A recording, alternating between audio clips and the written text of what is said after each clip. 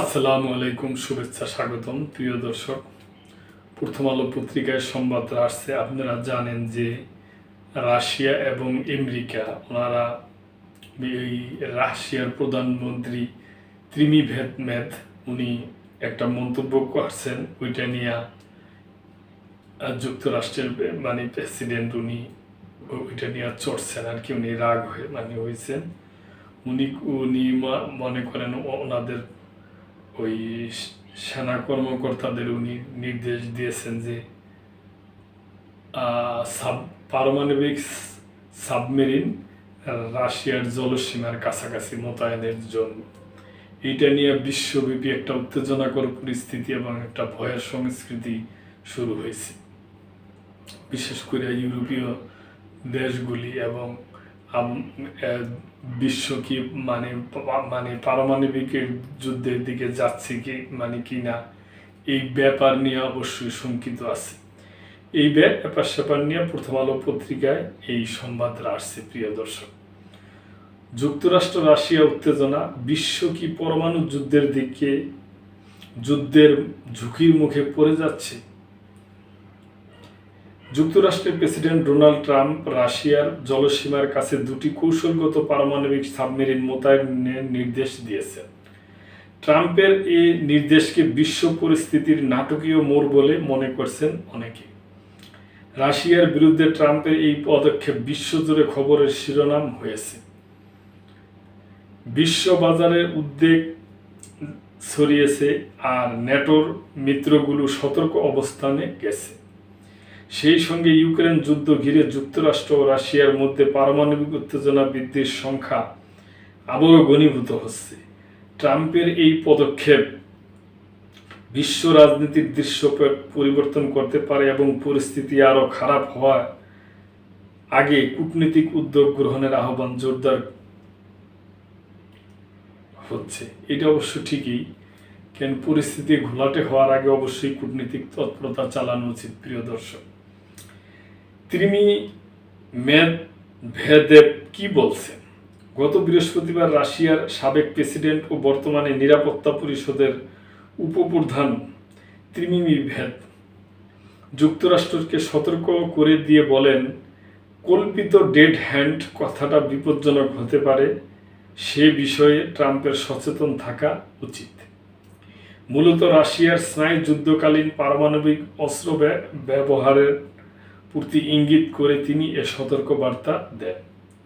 মেদভেদের এই বক্তব্যে দারুণ চটে যান ট্রাম্প। এরপরই তিনি রাশিয়ার কাছে সাবমেরিন মোতায়েনের সাহসী পদক্ষেপ গ্রহণ করেন।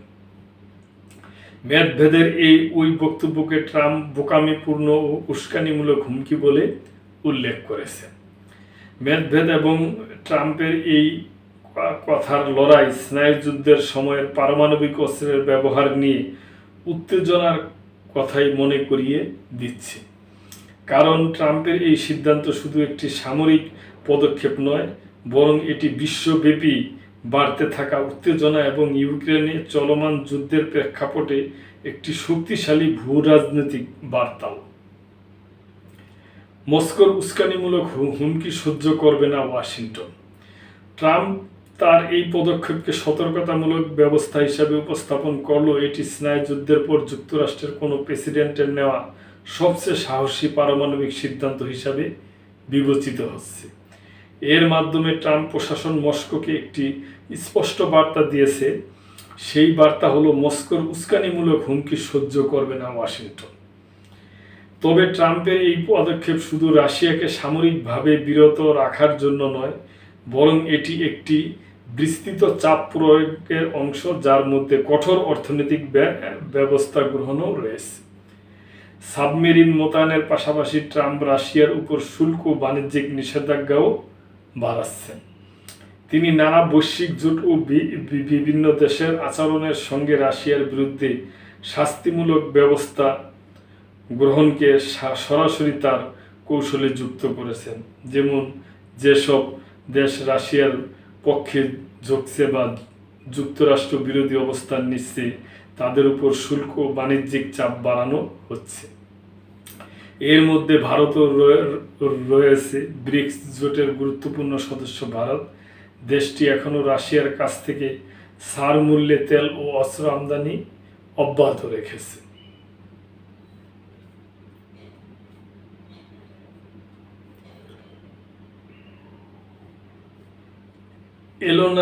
এলেনা পেত্রোভেদ আটলান্টিক ইনস্টিটিউটের পারমাণবিক কৌশল বিষয়ক বিশ্লেষক। মেদভেদ তার বক্তব্যে ডেড হ্যান্ড কৌশলের কথা উল্লেখ করেন। এটি সেনাই যুদ্ধের একটি পুরনো কৌশল। এই ব্যবস্থা সম্পর্কে বলা হয়, যদি রাশিয়ার জাতীয় নেতৃত্ব সম্পূর্ণরূপে ধ্বংস হয়ে যায় তবে এই ব্যবস্থা স্বয়ংক্রিয়ভাবে পারমাণবিক অস্ত্র নিক্ষেপ করতে সক্ষম।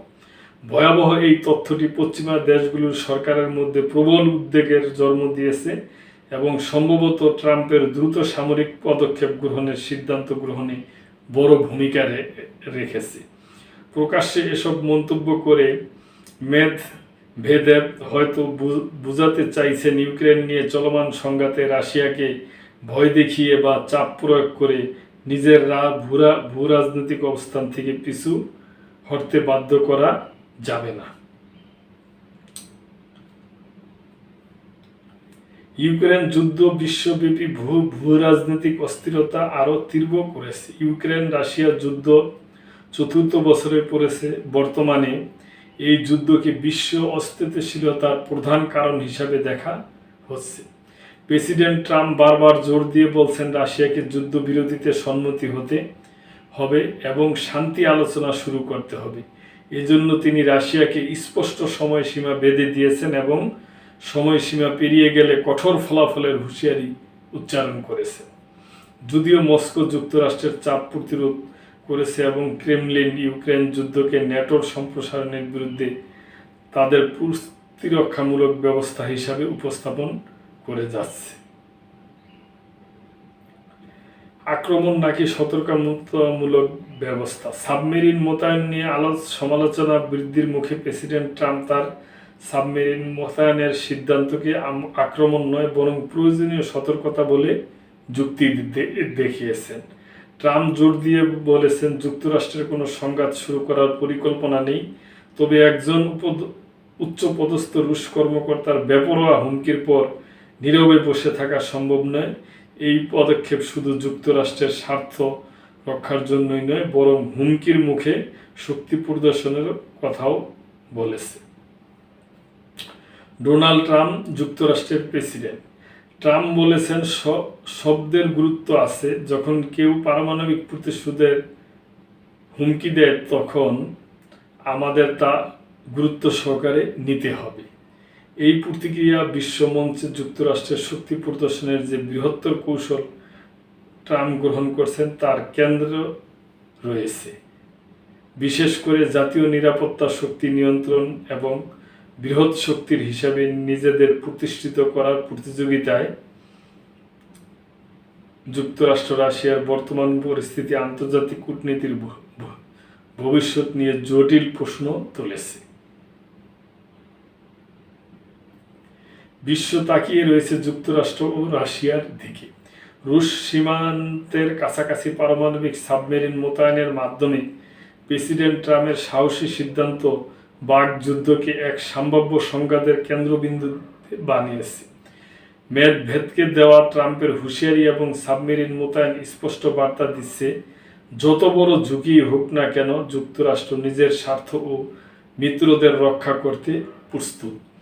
একই সঙ্গে এই পদক্ষেপ আন্তর্জাতিক মহলে উদ্বেগের সৃষ্টি করেছে।